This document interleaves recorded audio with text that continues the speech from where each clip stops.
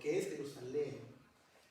Y luego termina buscando la prosperidad, el descanso y la paz en la casa de Dios. Y hay una semejanza a la iglesia, porque la Biblia dice que la iglesia es la casa de Dios. ¿Sabían eso? La Biblia dice que cada uno de nosotros, los que creemos, somos piedras vivas y que juntos constituimos un templo espiritual. Por lo tanto, cuando te digan, vamos a la casa de Dios, ¿qué vas a decir? Pereza. Qué rollazo. No, yo me alegré. ¿Por qué? Porque hay cosas, escuchen esto, que solo van a ocurrir cuando el pueblo de Dios se congrega. Y la iglesia, como siempre sabemos, ya lo han escuchado, no es el local, es esto. Hay cosas que solo Dios ha decidido hacer cuando su pueblo se congrega. Eso lo pueden estudiar. ¿Bien? Muy bien, pues esto es el salmo anterior. Y llegamos al 123. Ahora sí, vamos a leerlo. Con esto en mente, el peregrinaje, ¿cierto? Difícil, pero lo hacemos juntos. Llegamos al 123. Y dice, a ti alcé mis ojos, a ti que habitas en los cielos, o con otras versiones, que reinas. He aquí, dice el salmista, como los ojos de los siervos que miran la mano de sus señores, y como los ojos de la sierva a la mano de su señora, así, ¿qué dice? Nuestros ojos, ¿qué hacen? Miran a Jehová, nuestro Dios. ¿Hasta cuándo? Hasta que tenga misericordia de nosotros. Ten misericordia de nosotros, oh Jehová. Ten misericordia de nosotros, porque estamos muy hastiados, hartos de menosprecio. Hastiada está nuestra alma del escarnio, de la burla de los que están en holgura y del menosprecio de los soberbios. El salmista, los peregrinos, están hastiados, están hartos del menosprecio y de las burlas que sufren. Miren, en este peregrinaje viviremos circunstancias difíciles, el calor del sol, los desfiladeros, los pantanos, los ladrones, etc., al punto que se nos pueda hacer el camino cuesta arriba, ¿cierto? Ciertamente Dios es nuestro guardador, nos tiene cogido de la mano, es nuestra sombra a la mano derecha, pero hay algo que tenemos que ser conscientes, y lo dije al inicio, no podemos evitar el sufrimiento. Es inevitable. En la vida cristiana hay sufrimiento. En la vida de aquel que cree en Jesús hay sufrimiento, existe. Por eso cuando Jesús oró en Juan capítulo 17 y oró por los suyos, habiéndolos amado y amado hasta el fin, habiendo entregado su vida por ellos, él oró su última oración de Jesús ahí con ellos, derramando su ser. Le decía a su Padre, Señor, yo sé que a mí me han despreciado y a ellos también lo van a despreciar, porque ahora yo los estoy enviando a hacer lo mismo que yo. Yo los envío. Entonces, si a mí me despreciaron, a ellos lo van a despreciar. Si yo sufrí, a ellos también van a sufrir. Y por eso, pero le dice algo a su Padre, le dice, no te pido que los quites del mundo, sino que los guarde del mal. Jesús sabía esto, sabía muy bien. ¿Cómo te sientes cuando sufres siendo creyente? ¿Cómo te sientes cuando sufres siendo creyente? Señor, pero ¿cómo puede ser que permitas esto si soy tu hijo? Si soy tu hija. ¿Por qué, Señor? ¿Cómo te sientes cuando sufres por el hecho de ser creyente? Cuando eres el bicho raro, el diferente, el que piensa distinto al mundo, bajo otra corriente, ¿cómo te sientes? ¿Cómo te sientes cuando eres incomprendido, no valorado, menospreciado? El salmista y los peregrinos lo describen como hastiado. Estoy harto, ya no puedo más. No puedo más, Señor, estoy harto, estoy sumamente agotado, no puedo más.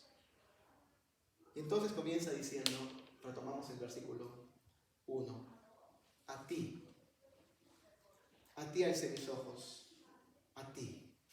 Ya no inicia con una pregunta como el Salmo 121, ¿de dónde vendrá? No, ya sabe dónde viene. ¿Entienden o no? Ya sabe dónde viene. Entonces, ¿qué hace? A ti, Señor, a ti.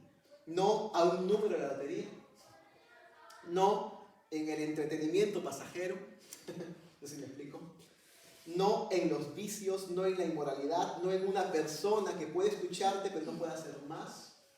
No significa ahora que diga, uy, entonces ya no pido consejo a nadie, uy, entonces ya no intento distraerme alguna vez. No estoy diciendo esto, no sé si me explica, ¿me entienden? Sino, ¿a dónde miras? Cuando estás hastiado, harto, ¿a dónde miras? Él dice, a ti, Señor. Dios no debería ser el último recurso, sino el primero. Bueno, pues ya está, solo nos queda orar. Ahora sí oremos. ¿Así debería ser? ¿Sí me explico? Dios debe ser el primer recurso siempre, nuestro primer recurso. Pero no solo dice a ti, dice a ti que habitas o que reinas en los cielos. Es decir, algo que yo enseño en la iglesia e intento explicarlo y a ver si puedo explicarlo bien aquí. Miren, el enfoque no ha de estar en la fe, escuchen esto, sino en el objeto de nuestra fe. Tienes que creer, pero el enfoque no está tanto en el creer, en la fe, sino en quién estás creyendo. Porque todos ponemos nuestra fe en algo. ¿Tú pones tu fe en el semáforo? ¿Pones tu fe en el que conduce el tren? ¿Pones tu fe en el que conduce el avión? O sea, todos creemos en algo. El punto es el objeto de tu fe. Y este salmista dice, Señor, entre todas las cosas que yo ponga como objeto, te pongo a ti, Señor, que habitas. Porque yo sé que tú no solo habitas en los cielos, sino que reinas en los cielos. Por eso Dios le dijo a Abraham y a Sara, cuando eran muy ancianos y no podían tener hijos, ¿hay para Dios alguna cosa difícil? Por eso Dios le responde a Jeremías en medio de su angustia por el pueblo, he aquí que yo soy Jehová, Dios de toda carne, ¿habrá algo que sea difícil para mí? Por eso le responde a María cuando dice, pero ¿cómo puede ser que yo quede encinta? Y le dice, es aquí tu pariente Elizabeth, ella también ha concebido hijo en su vejez. Este es el 6º mes para ella, la que llamaban estéril, porque nada hay imposible para Dios. ¿Me explico? Por eso Jesús también le dice a sus discípulos, cuando este joven rico, Jesús les dice, bueno, deja todo lo que tienes y dale a los pobres y sígueme. Y no puede seguirle a pesar de ser alguien rígido, de cumplir la ley de Dios. Y los discípulos dicen, entonces, ¿quién va a ser salvo, Señor? Y Jesús les dice a sus discípulos, lo que es imposible para los hombres, es posible para Dios. ¿Quién es el objeto de tu fe? ¿En quién pones tu esperanza? Porque podemos caminar, como en el Salmo 121, ahí los peligros de la vida, los burlones, los que te menosprecian, los peligros, circunstancias difíciles, sufrimiento, y quedarnos aquí en horizontal y aún ensimismarnos. Pero Él dice, no, yo levanto mi mirada a ti, Señor, que no solo habitas, sino que reinas. Sé en quién he creído. Yo sé que eres el que hizo los cielos y la tierra. Sé que no hay nada imposible para ti, Señor. Sé en quién he creído. Versículo 2. Miren ahora. Ahora dice así, da un ejemplo muy interesante. He aquí, ¿qué dice? Como los ojos de los siervos miran, o sea, los ojos de los esclavos, digamos, miran la mano de sus amos, de sus señores, y como los ojos de la sierva a la mano de la señora, así nuestros ojos, ¿qué dice? Miran ¿a quién? ¿A quién? El objeto de nuestra fe. A Jehová, nuestro Dios, ¿hasta cuándo? Hasta que tenga misericordia de nosotros. Ahora, es muy interesante. Hay algo que pasa, hay un cambio de versículo 1 a versículo 2. Míralo y vas a estar de acuerdo conmigo. ¿Sabes qué cambio hay?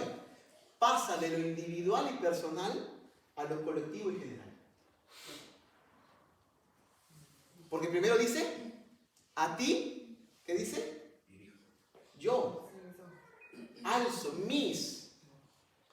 Pero de repente llegamos al 2 y ya no dice eso, dice, nuestros ojos miran a Jehová, nuestro Dios. Pedro, en su carta, 1 Pedro capítulo 5, si alguno lo quiere buscar, 1 Pedro 5, 6 al 11, Pedro en su carta escribe a una iglesia que estaba sufriendo mucho. La iglesia a la que escribe Pedro sufría persecución, sufría el menosprecio, sufría incomprensión, no la valoraban, sufría de todo la iglesia.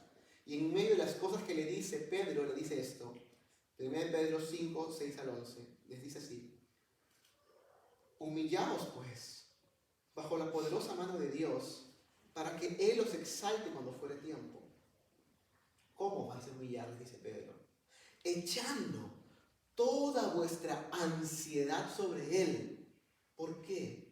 Porque Él tiene cuidado de vosotros. Y ahora añade Pedro, sed sobrios y velad, estad atentos, estados atentos. Porque vuestro adversario, el diablo, como león rugiente, anda alrededor buscando a quien devorar, al cual resistir firmes en la fe. ¿Cómo? Sabiendo algo.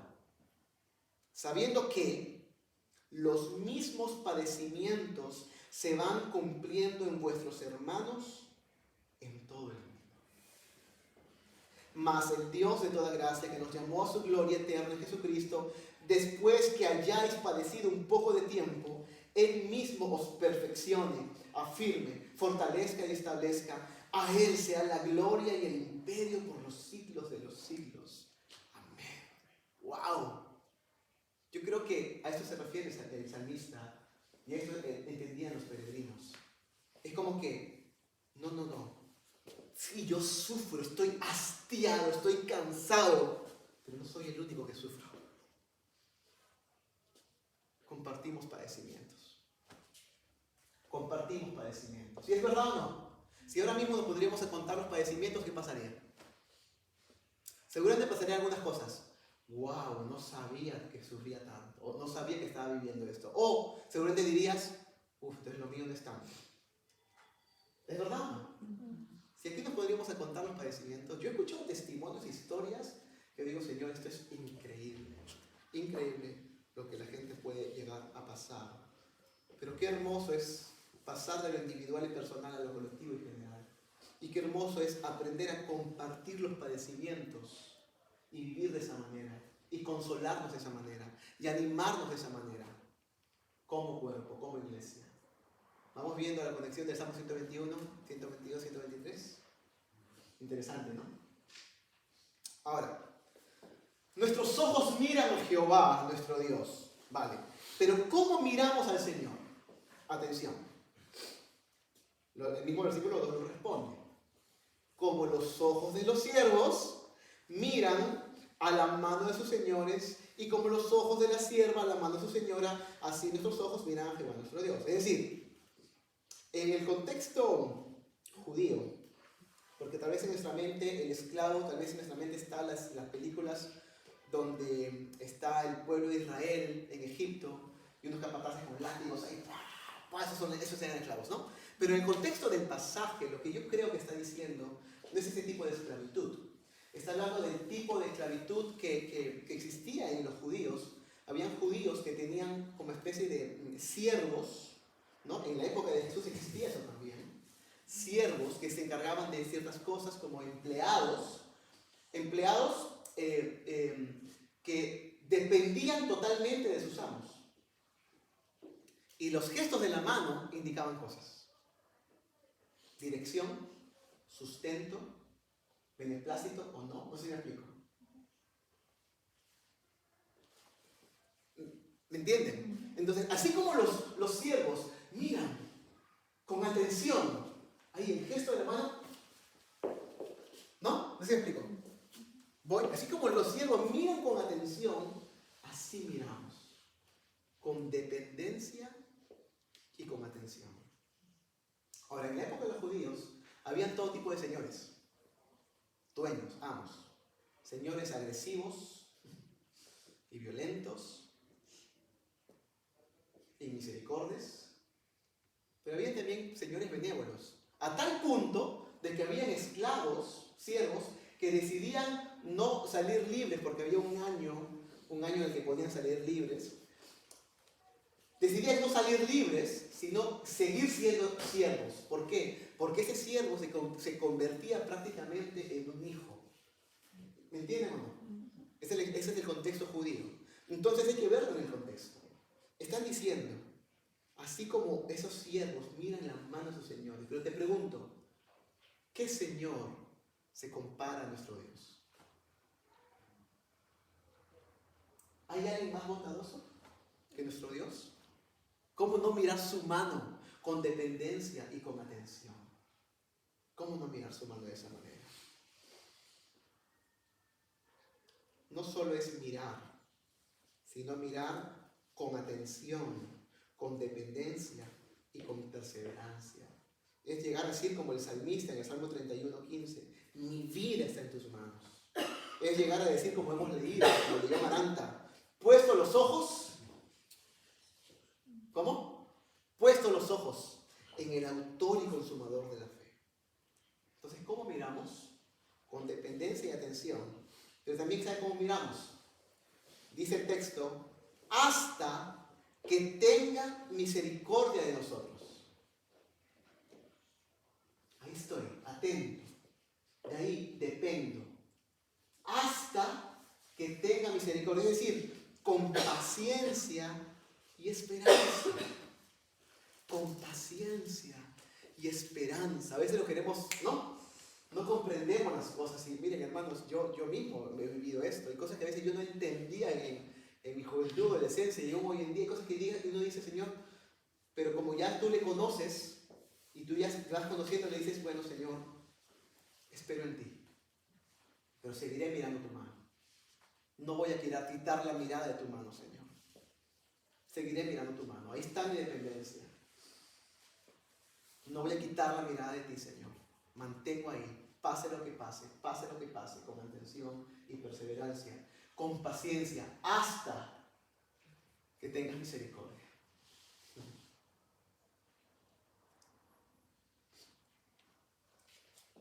Hace 2 semanas tuvimos que despedir como iglesia a un hermano muy querido. Ese hermano llevaba años con una enfermedad muy, muy difícil, muy dura, cáncer. Había luchado con todas sus fuerzas y Dios me concedió la dicha de no solo conocerle, sino de unirme a él, de hacernos amigos. La amistad que forjamos, Jaime se llamaba, ¿no? Se llama, no sé, no se forjó por tomar muchos cafés. No se forjó porque saliéramos a caminar y a visitar lugares juntos, porque él estaba enfermo. La amistad se forjó porque pasamos, ¿se imaginan? Largos tiempos, sobre todo por teléfono, aunque también en persona, pero sobre todo por teléfono, orando juntos. Yo disfrutaba de orar con Jaime, o sea, me bendecía orar con Jaime. Era sorprendente porque él me contaba su dolor y me decía, mira, ¿sabes cómo es mi dolor? Es como que te metieran un cuchillo, un puñal y te lo estén haciendo así todo el tiempo, durante todo el día, y no pasa el dolor. Y se fue degradando su cuerpo al punto que ya no podía caminar, bueno, los dolores cada vez más intensos. Y él era médico. Y él me iba contando lo que le iba a pasar. Y me decía, bueno, ahora lo que me va a pasar es esto, voy a perder movilidad de las piernas. Ahora lo que va a pasar es esto. Y me iba contando, ahora me van a subir la morfina seguramente, ahora tal. Todo. Entonces, fue increíble, la amistad que tuvimos fue hermosa. Pero su vida me bendijo un montón.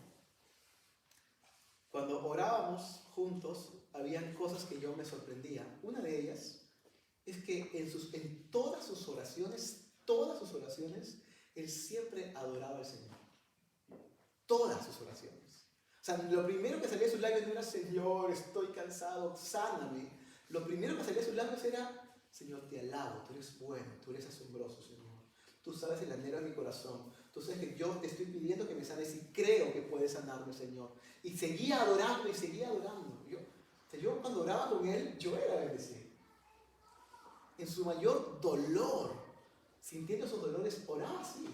Y lo segundo que hacía era que todas sus oraciones terminaba orando por mí. Todas las oraciones terminaba orando por mí. Señor, te pido por mi pastor, bendícele, te pido por sus manos, te pido por sus labios, te pido por sus orejas. Todas las oraciones. Increíble. Fui sumamente bendecido por Jaime. Y, ¿saben? Este hombre Jaime tiene una historia muy dura en el ámbito eclesial. Porque sufrió mucho en el ámbito de iglesia. Él llegó a ser pastor en la iglesia inclusive. Pero llegó una etapa de su vida en la que estaba prácticamente solo. Y Dios nos dio la dicha como iglesia de acogerle. Y él me decía siempre, no sabe la bendición que es tener la iglesia. No sabe, pastor, la bendición que es que ore con usted y contigo. No sabe la bendición que es saber que mi iglesia ora, porque estuvimos casi 3 meses, todos los domingos poniendo su foto y orando por él porque estaba ya muy mal. Y yo pienso algo. Es diferente a sufrir que a sufrir juntos. ¿Cierto? Crecer que crecer juntos. Celebrar las obras de Dios que celebrar las obras de Dios juntos. Pero esa es la iglesia. ¿Entienden esto? Pasa de lo individual a lo colectivo. No solo yo padezco, Señor. No solo yo estoy harto. Más hermanos estamos hartos. Y juntos no dejamos de mirar tu mano, Señor. No dejamos de mirar tu mano. Y cuando uno tal vez está así a punto de enviar una mirada, el otro le ayuda y le vuelve a mirarla. No sé si me explico. Juntos es diferente hacerlo juntos. Amén. Por eso es tan importante que estés aquí. Es tan importante que puedas compartir con estas bellas personas. Y que puedas interesarte por conocerles, por saber de su vida y hacerse familia. Amén. Muy bien. Tercer versículo. Y 4. Eleva un clamor y le dice a Dios: ten misericordia de nosotros, oh Jehová.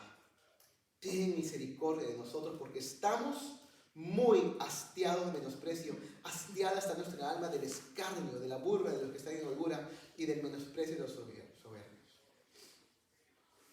Existen sufrimientos por el hecho de ser creyentes. Y no podemos evitarlos, lo hemos dicho ya. Sufrimos el desprecio, la intolerancia, eso es verdad, ¿eh?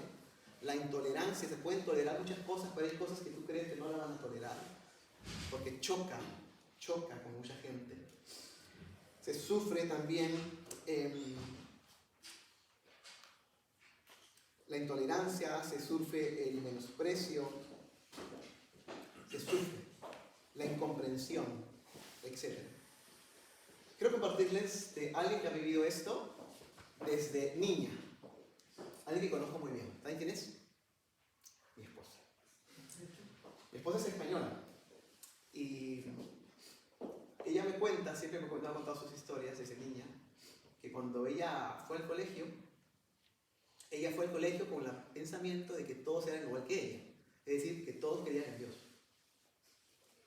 Ella iba al colegio pensando que todos creían en Dios y que todos iban a la iglesia, porque es una niña. Entonces me explico, era una niña, es una niña. Hasta que dice que abrió los ojos a la realidad de la vida y comenzó a darse cuenta que era la diferente a los demás. De repente ella crece, se hace adolescente y ya no se enfrenta solamente al hecho de ser diferente, sino a una contracorriente sumamente difícil, porque aún sus profesores estaban en contra de sus creencias. Algo muy sencillo, se puede hablar otro día del aborto, por ejemplo. Comenzaron a hablar del aborto, y ella dijo: no, yo creo que está mal. Y el profesor le dice: pues demuéstralo delante de todos. Y si la mitad de la clase te da la razón, te apruebo, si no, no te apruebo. Una adolescente, imagínense. Pero ella, siendo adolescente, fue de su pastor, que era Miguel Camporro en ese tiempo, no sé cuántos lo conocen. Y su pastor le ayudó y entre los dos orando, se preparó la clase, se puso delante de todos sus compañeros y un adolescente defendió su postura y la aprobaron. Mi esposa sigue creciendo, se casa. El día que mi esposa va conmigo, vamos donde su abuela, no era su mamá es creyente, su abuela es una mujer de mucho dinero, tiene muchos negocios, etc. Y le dice a su abuela, conmigo al lado, abuela, nos vamos a casar. Bueno, dijo muchas serie de cosas, pero para no hacerla corta, le coge y le dice, cuando le dijimos que íbamos a ser pastores, ¿por qué? Porque nosotros nos casamos y a los 6 meses empezamos la iglesia, ya fue así, ¡pum! Jovencitos, y nos mandó el pastor Juan de golpe, vayan a empezar la iglesia. Entonces imagínense, todo el contexto de mi esposa es gente pudiente, todas sus tías tienen muchas cosas. Entonces, ella es la distinta, porque ella eligió otro camino. Ella tenía su profesión, estaba en una gestoría, etc. Y de repente le dice a abuela, vamos a ser pastores. La abuela me mira a mí, delante de mi esposa, ¿de qué vais a vivir? Así con una cara, no sé si se podéis imaginar, pero... Entonces, mi esposa desde niña vivió esto. Mi esposa no solo hizo su carrera de administración, ¿no?, sino que ella luego se dejó en la teología. Hizo teología y terminó su teología. ¿Tú crees que alguien de su familia destacó que terminó teología? Nadie. En cambio, sus primas terminaron cada una sus estudios y con la fotito, con las cosas, las felicitaciones. Mi esposa nunca nadie la felicitó por terminar la teología. No sé si me explico. Mi esposa se desgasta literalmente por mucha gente, pero su entorno más cercano no lo valora, lo menosprecia. ¿Entienden o no? Y cuento esto porque tal vez algo de esto tú puedes estar viviendo o vas a vivir a medida que tú quieras acercarte más al Señor. Estuve hablando con un hombre que tenía casi 60 años, 50 y pico, español, que con 17 años, imagínense, casi 30 y pico años, se entregó al Señor con 17 años. Dice que él se entregó con todo su corazón. Pero su papá, de Ciudad Real el hombre, su papá le decía esta frase: preferiría que seas drogadicto a que seas evangélico, a que seas protestante, a que seas protestante. Imagínense. O sea, y él ha continuado, ahora la historia es diferente. Su papá conoció al Señor, pero ha sufrido, ha tenido que sufrirlo. No sé si me explico, no lo puedes evitar. Y puede haber momentos que sientas que no puedes más, que estás harto, cansado de esta forma de vida. Y puede llevarte, escucha esto, puede llevarte a alejarte inclusive. Te puede llevar a alejarte. Puede estar tan hastiado que te puede llegar a desistir, porque no solo es un dolor, una herida que te han lanzado, sino que como no se sanó tal vez la herida, ¿no? Dejaste de mirar y no se sanó, eso se ha golpeado tanto que se ha vuelto como algo duro. El corazón necesita volver a aquel pasaje que dice que Él cambia el corazón de piedra por un corazón de carne. Él lo puede hacer. Si tu corazón está duro, Él lo puede hacer. Él puede cambiarlo por un corazón de carne. Y lo necesitas. El clamor de estos peregrinos de salmista es: Señor, tu misericordia. ¿Qué es su misericordia para que clamemos por Él? La misericordia no es pena. Dios no se mueve por la pena. Dios se mueve por la misericordia, por la compasión.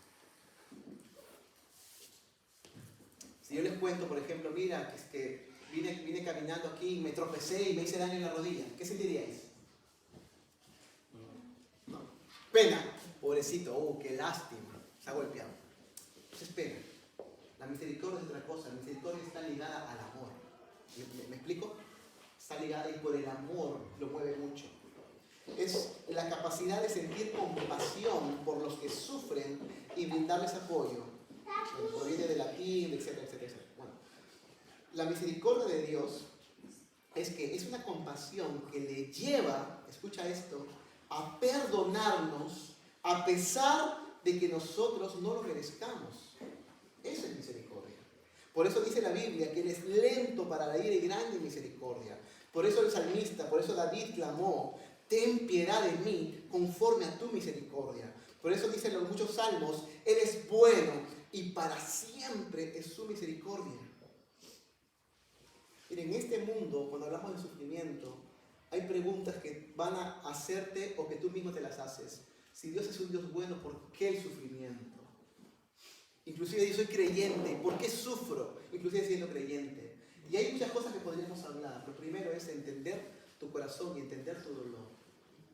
Pero ¿sabes qué? La misericordia mayor se ve en Jesús. La mayoría de sufrimiento en el mundo es a causa de que el ser humano se ha independizado de Dios. Piensa, es así. La mayoría de sufrimiento en el mundo es a causa de que el ser humano se ha independizado de Dios y ello le ha traído la ruina. Pero lo hermoso es que la solución que Dios proveyó para todos nosotros fue hacerse uno de nosotros. ¿Me entienden? Jesús se hizo carne, sudó, lloró, sufrió, sangró. Él fue traicionado, Él fue abandonado, Él fue negado. Él lo vivió en sus propias carnes y murió en una cruz para identificarse con nuestro dolor y para poner fin a nuestro dolor. Escucha esta frase: es un Dios con cicatrices y eso lo cambia todo. Y tú no le puedes decir: no, es que tú no me entiendes. No, es que tú no has pasado por esto. Porque Él se hizo carne. ¿Me entiendes? Y Él, si estuviera aquí, te podría mostrar las manos y los pies y el costado. Por eso dice la Biblia: llevó nuestras enfermedades y por sus llagas fuimos nosotros curados. Sufrió nuestros dolores. El castigo de nuestra paz fue sobre Él. Él no es un Dios que está cómodo en su sofá. Él cargó con nuestro dolor. Sus cicatrices nos ofrecen su amor y su perdón. Y una última cosa. Y Dios le ha puesto fecha de caducidad al sufrimiento. ¿Sabías eso? Llegará el día en el que no habrá tristeza, no habrá dolor, no habrá llanto. Algún día. Ni maldad. La maldad del mundo. En este peregrinaje difícil, fijemos la mirada en el Señor y digamos como el salmista: a ti alcé mis ojos, a ti que habitas en los cielos. He aquí como los ojos de los siervos miran la mano de sus señores y como los ojos de la sierva la mano de su señora, así nuestros ojos miran a Jehová nuestro Dios hasta que tenga misericordia de nosotros. Ten misericordia de nosotros, oh Jehová. Ten misericordia de nosotros porque estamos muy hastiados de menosprecio. Hastiada está nuestra alma del escarnio de los que están en holgura y del menosprecio de los soberbios. Ahora quiero decirles algo más. Una última cosa que Dios me habló a mí y tal vez te sirva a ti, sea que tengas hijos o algún día los tendrás. Miren, nadie puede quitar el sufrimiento de aquel que decide seguir a Cristo. Y nadie puede evitar el sufrimiento del cónyuge e hijos de aquel que decide servir a Cristo. Y eso es lo que tenemos que tener muy claro. Si estás dispuesto a seguir a Cristo. Yo sé que inevitablemente yo no puedo evitar que por el hecho de yo decidir servir a Jesús, mi esposa va a sufrir. Y es más, ha sufrido, Y mis hijos, por más que les ame y les quiera cuidar, van a sufrir. Pero ¿sabes qué? Quiero decirte algo. Vale la pena. Vale la pena sufrir por Cristo. Vale la pena decir como Pablo: yo en mi cuerpo llevo las marcas de Cristo. Y completo con mi cuerpo, con mi falta de sus sufrimientos. vale la pena sufrir por él. Yo no puedo evitarles ni quitarles el sufrimiento, pero puedo vivir este salmo y enseñarles a mi esposa y a mis hijos a vivirlo, para que un día ellos también alcen sus ojos a aquel que habita y reina.